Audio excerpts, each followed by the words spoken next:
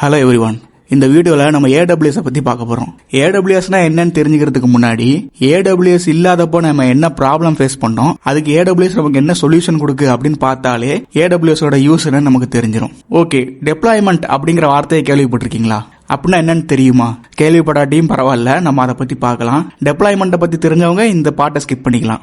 Okay, டெப்ளாய்மெண்ட்னா என்னன்னு பார்க்கலாம். இப்போ என்னோட ஃப்ரெண்டு ஒரு அப்ளிகேஷனை பில்ட் பண்ணியிருக்கான்னு வைங்க. ஒரு கால்குலேட்டர் அப்ளிகேஷன், சிம்பிளா புரியுற மாதிரி சொல்லணும்னா, இப்போ இந்த கால்குலேட்டர் அப்ளிகேஷன் அவனோடைய லேப்டாப்ல ரன் ஆகுது. இப்போ அந்த அப்ளிகேஷனை அவன் லேப்டாப்ல யூஸ் பண்ணிட்டு இருக்கான்னு வைங்க. இப்போ நான் என்ன சொல்றேன், நான் அந்த அப்ளிகேஷனை யூஸ் பண்ண ட்ரை பண்றேன், ஆனா யூஸ் பண்ண முடியாது. ஏன்னா அது அவனுடைய சிஸ்டம்ல தான் அந்த அப்ளிகேஷன் ரன் ஆகுது. கரெக்டா? சோ கஷ்டப்பட்டு ஒரு அப்ளிகேஷன் பண்ணி அவன் லேப்டாப்ல மட்டும் தான் வரும்னா அதுல என்ன பலன் இருக்கு? கரெக்டா? ஏன் முதல்ல என் லேப்டாப்ல இருந்து அவனுடைய அப்ளிகேஷனை என்னால ஆக்சஸ் பண்ண முடியாதுன்னா, ரெண்டுக்கும் நடுவுல லிங்கே இல்ல. ஏதாச்சும் ஒரு வழி இருந்தா தானே அப்ளிகேஷன் ஆக்சஸ் பண்ண முடியும். அந்த வழியை கிரியேட் பண்றதுக்கு தான் ஒரு இன்டர்நெட்னு ஒன்று தேவைப்படுது. இப்போ நான் இன்டர்நெட் மூலமா போய் என் ஃப்ரெண்டோட அப்ளிகேஷன், அந்த கால்குலேட்டர் அப்ளிகேஷனை நான் யூஸ் பண்ணிக்கலாம். ஓகே, இப்போ பக்காவா என்னுடைய லேப்டாப்ல என் ஃப்ரெண்டோட அப்ளிகேஷன் கிளீனா ஒர்க் ஆகிட்டு இருக்கு. திடீர்னு கால்குலேட்டர் அப்ளிகேஷனே ஒர்க் ஆக மாட்டேங்க, என்னன்னு தெரியல. என்னடான்னு போய் பார்த்தா என் ஃப்ரெண்ட் அவனுடைய சிஸ்டமை ஷட் டவுன் பண்ணிட்டான். அவனோட லேப்டாப்பை ஷட் டவுன் பண்ணதுனால அப்ளிகேஷன் ஆஃப் ஆயிட்டு என்னால அந்த கால்குலேட்டர் அப்ளிகேஷனை யூஸ் பண்ண முடியல. அவனோட அப்ளிகேஷன் எப்பயுமே எல்லாரும் யூஸ் பண்ண முடியணும்னா அவனுடைய லேப்டாப் 24 மணி நேரமும் ரன் ஆகிட்டே இருக்கணும். இது பாசிபிளே கிடையாது. கரெக்டா? எப்பயுமே லேப்டாப் ரன் ஆகிட்டு இருக்க முடியுமா? இதுக்கு தான் சர்வர் அப்படின்னு ஒன்று நமக்கு தேவைப்படுது. படத்துல எல்லாம் பார்த்திருப்போம், சர்வர் அப்படின்னாலே ஏதோ பெருசா பயங்கரமா பில்டப் கொடுத்து வச்சிருப்பாங்க. சர்வர்னா ஒண்ணுமே கிடையாது. சிம்பிளா சொல்லணும்னா அதுவும் ஒரு கம்ப்யூட்டர் தான். ஆனா அந்த கம்ப்யூட்டர்ல மானிட்டர் கிடையாது, கீபோர்டு கிடையாது, மவுஸ் கிடையாது, வெறும் CPU மட்டும்தான் இருக்கு. இப்படி நீங்க ஞாபகம் வச்சுக்கோங்க. ஆனா அதுல ஒரே ஒரு எக்ஸ்ட்ரா ஒரு அட்வான்டேஜ் இருக்கு. என்னன்னா, இதை 24 மணி நேரமும் ரன் பண்ண முடியும். நார்மல் கம்ப்யூட்டர் 24 மணி நேரம் ரன் பண்ண முடியாது. இதை 24 மணி நேரம் 365 நாளுமே இதை ரன் பண்ணிக்கிட்டே இருக்கலாம். அந்த மாதிரி அதை டிசைன் பண்ணியிருப்பாங்க. இவ்வளவுதான் சர்வருக்கும் கம்ப்யூட்டருக்கும் உள்ள வித்தியாசம். ஓகே, இப்போ என்னுடைய ஃப்ரெண்டோடைய கால்குலேட்டர் அப்ளிகேஷன் எப்பயுமே ஆன்லைன்லேயே இருக்கணும் அப்படின்னா என்னோட ஃப்ரெண்டோட அப்ளிகேஷன் எடுத்து நான் ஒரு சர்வர்ல ரன் பண்ணிடுவேன். இப்போ அந்த சர்வர்ல ரன் பண்றதுனால 24 மணி நேரமும் யாருனாலும் அந்த கால்குலேட்டர் அப்ளிகேஷனை யூஸ் பண்ணிக்கலாம்.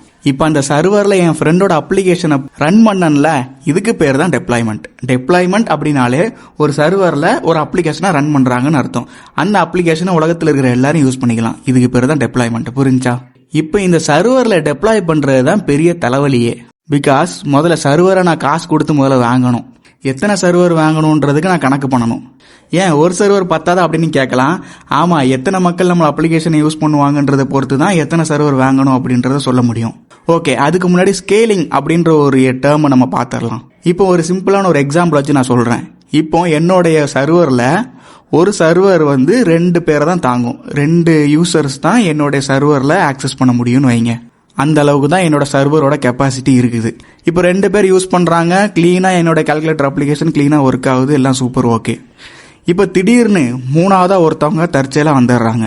இப்போ என்ன ஆகும்னா, ஒருத்தர் இன்னொருத்தருக்கு வெயிட் பண்ற மாதிரி ஆயிரும். இதை புரியுற மாதிரி சொல்லணும்னா, நீங்க தக்கல் டிக்கெட் போட்டவங்களுக்கு எல்லாம் தெரியும், அந்த 11 மணிக்கு டிக்கெட்டை புக் பண்ணும்போது செம்ம ரஷ் ஆனதுனால உள்ளே போவாது, அப்ளிகேஷன் உள்ளே போவாது. கரெக்டா? நீங்க இன்னொருத்தவங்க கம்ப்ளீட் பண்ணி முடிஞ்சாதான் நீங்க உள்ள போக முடியும். அப்போ ஒரு சர்வருக்குன்னு ஒரு கெப்பாசிட்டி இருக்கும், இத்தனை பேர் தான் இது தாங்கும் அப்படின்னு. இப்ப இதை நான் எப்படி ஃபிக்ஸ் பண்றது?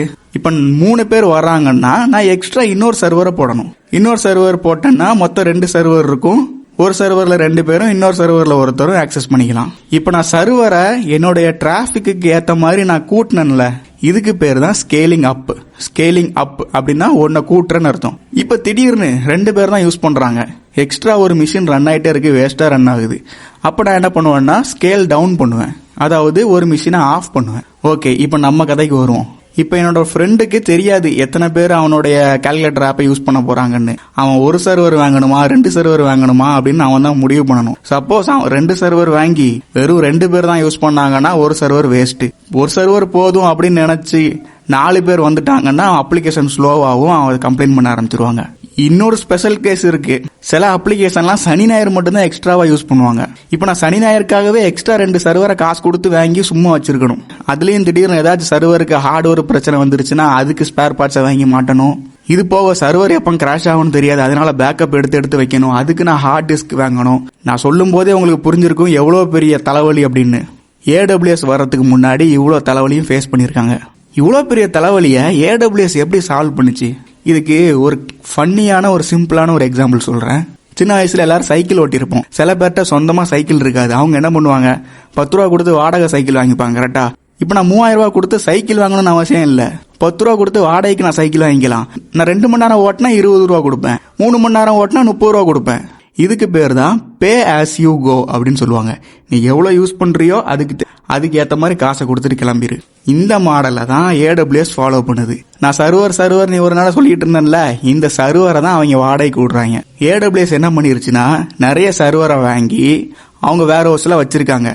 நமக்கு எப்போ சர்வர் தேவைப்படுதோ அப்போ AWS உடைய வெப்பேஜில் போயிட்டு எனக்கு சர்வர் வேணும், இந்த OSல இத்தனை GB ரேம்ல எனக்கு சர்வர் வேணும் அப்படின்னு சொன்னா அந்த சர்வரை நமக்கு கொடுத்துருவான். வீட்டுக்கு தர மாட்டான், அவன் இடத்துல தான் இருக்கும். அதுக்கு ஆக்சஸ் மட்டும் நமக்கு கொடுத்துருவான். நம்ம இங்கே இருந்தே அந்த சர்வரை யூஸ் பண்ணிக்கலாம். இப்போ இந்த சர்வரை நான் 1 மணி நேரம் தான் யூஸ் பண்றேன்னா நான் 1 மணி நேரத்துக்கு மட்டும் காசு கட்டினா போதும். இப்போ என் ஃப்ரெண்டோட ப்ராப்ளத்துக்கு வரலாம். 2 சர்வர் வாங்கணுமா 1 சர்வர் வாங்கணுமான்னு குழம்பிட்டு இருக்கான்ல. ஒரு சர்வர் வாங்கி யூஸ் பண்ணுவான். எக்ஸ்ட்ரா வேணும்னா எக்ஸ்ட்ரா ஒன்னு வாடகைக்கு எடுத்துருவான். அவ்வளவுதான். யூஸ் பண்ணதுக்கு காசு கொடுக்க போறான். கரெக்டா? இதனால எத்தனை சர்வர் வாங்கணும்னு கணக்கு பண்ண தேவையில்லை. சர்வர் ரூமுக்காக ஏசி கரண்ட் பில் எல்லாம் தேவையில்லை. ரிப்பேர் ஆனா ஸ்பேர் பார்ட்ஸ் வாங்க தேவையில்லை. உனக்கு எக்ஸ்ட்ரா சர்வர் வேணுமா, ஸ்கேல் அப் பண்ணிக்கோ. உனக்கு சர்வர் வேண்டாமா, ஸ்கேல் டவுன் பண்ணிக்கோ. இப்போ இந்த சர்வரை வாடகை கொடுக்கறான்ல, இதுதான் அவன் ஒரு சர்வீஸா பண்ணிக்கிட்டு இருக்கான். AWSல நிறைய சர்வீஸ் இருக்கு. அதுல ஒரு சர்வீஸ் தான் இந்த சர்வீஸ். இதுக்கு பேர் தான் EC2. EC2 என்னன்னா E2C தான் EC2ன்னு சொல்றாங்க. E2C elastic compute cloud. எலாஸ்டிக்னா தெரியும், நமக்கு தேவைப்படுற மாதிரி விரிஞ்சு சுருங்குறது தான் எலாஸ்டிக். நமக்கு தேவைப்படுற டைம்ல சர்வர் வாங்கி தேவைப்படாத டைம்ல சர்வரை ஆஃப் பண்ற மாதிரி தான். கம்ப்யூட்னா கம்ப்யூட்டர் மாதிரி ஒரு ப்ராசஸ் நடக்குதுன்னா அதுதான் கம்ப்யூட். நீங்க கம்ப்யூட்டர் மாதிரி ஞாபகம் வச்சுக்கோங்க. கிளவுட் அப்படின்னா அவன் சர்வரை வாடகைக்கு நம்ம வீட்டுக்கு தரல, அவன் இடத்துல தான் வச்சிருக்கான். நமக்கு ஆக்சஸ் மட்டும் கொடுக்கறான்ல, அதுதான் கிளவுட். உங்களுக்கு சிம்பிளா சொல்லணும்னா, அவன் சர்வர் வச்சிருக்கான், அந்த சர்வரை நமக்கு வாடகைக்கு விடுறான். நமக்கு தேவைன்னா அந்த சர்வர்ல நம்மளுடைய கால்குலேட்டர் அப்ளிகேஷனை டெப்ளாய் பண்ணி யூஸ் பண்ணிக்கலாம். ஓகே, பேக்கப் பண்ணணும்னு சொல்லியிருந்தேன். கரெக்டா? இப்போ பேக்கப்புக்கு ஹார்ட் டிஸ்க் எல்லாம் தேவைப்படும். நம்ம லோக்கல்ல பேக்கப் பண்றதுக்கு ஹார்ட் டிஸ்க் தேவை, நிறைய வாங்கணும்னு சொல்லியிருந்தேன்ல. இதையும் எப்படி சால்வ் பண்றான்னா, S3 அப்படின்னு ஒரு சர்வீஸ் வச்சிருக்கான். S3னா ஒண்ணுமே கிடையாது. சிம்பிளா சொல்லணும்னா இது ஒரு கிளவுட் ஸ்டோரேஜ் மாதிரி. எப்படி நம்ம கூகுள் டிரைவ் இருக்குது அந்த மாதிரி தான். இதுல நீங்க எவ்வளோ ஃபைல்ஸ்னாலும் ஸ்டோர் பண்ணிக்கலாம். லிமிட்டே கிடையாது. நீங்க ஒரு கட்டத்துக்கு மேல இது நிறைஞ்சிரும் நீங்க சொல்லவே முடியாது. அவ்வளோ ஸ்பேஸ் வச்சிருக்கான். சிம்பிளா எக்ஸாம்பிளுக்கு சொல்லணும்னா, நெட்ஃபிளிக்ஸ்ட எவ்வளவு வீடியோஸ் இருக்கும், அவன் சீரீஸ் அது இதுன்னு எவ்வளவு வச்சிருக்கான். அத்தனையுமே S3ல தான் ஸ்டோர் பண்ணி வச்சிருக்காங்களாம். அப்ப அவன்கிட்ட எவ்வளவு ஸ்டோரேஜ் இருக்குன்னு நினைச்சு பாருங்க. இப்ப நான் ஆட்டோமேட்டிக் பேக்கப்பும் அவன்கிட்ட சொல்லிடலாம். ஆட்டோமேட்டிக்கா இந்த S3ல நீ பேக்கப் பண்ணி அந்த ஃபைல்ஸை போடு அப்படின்னு நீங்க சொல்லிட்டீங்கன்னா போதும். ஆட்டோமேட்டிக் பேக்கப்பும் ஆகிரும். இப்போ உங்களுக்கு புரிஞ்சிருக்கும் AWS எவ்வளவு பெரிய தலைவலியை சிம்பிள் ஆக்கியிருக்காங்கன்னு. ஓகே, இப்போ நான் AWS படிக்கவா Azure படிக்கவா? நிறைய பேர்கிட்ட இருக்கிற கேள்வி இதுதான். என்னோட பதில் என்னன்னா, எதுனாலும் படிங்க, ஆனா ஒன்னு படிச்சா உருப்படியா படிங்க. ஏன் அப்படி சொல்றேன்னா, AWSல நான் ஒரு EC2ன்னு இப்போ நான் சொன்னா சர்வரை வாடகைக்கு விடுறது, அதே தான் Azureம் வச்சிருக்கான்.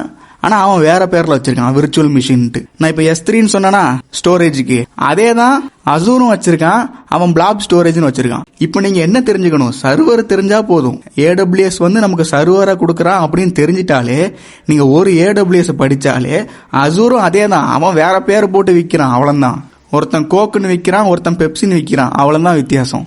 ஓகே, அவ்வளவுதான் AWS பத்தி சொல்லியிருக்கேன். இந்த வீடியோ உங்களுக்கு பிடிச்சிருந்துச்சுன்னா கண்டிப்பா லைக் பண்ணுங்க. வீடியோல எதுவும் இம்ப்ரூவ் பண்ணணும் அப்படின்னா ஃபீட்பேக்ல கண்டிப்பா கமெண்ட் பண்ணுங்க. நல்லா இருந்தாலும் கமெண்ட் பண்ணுங்க.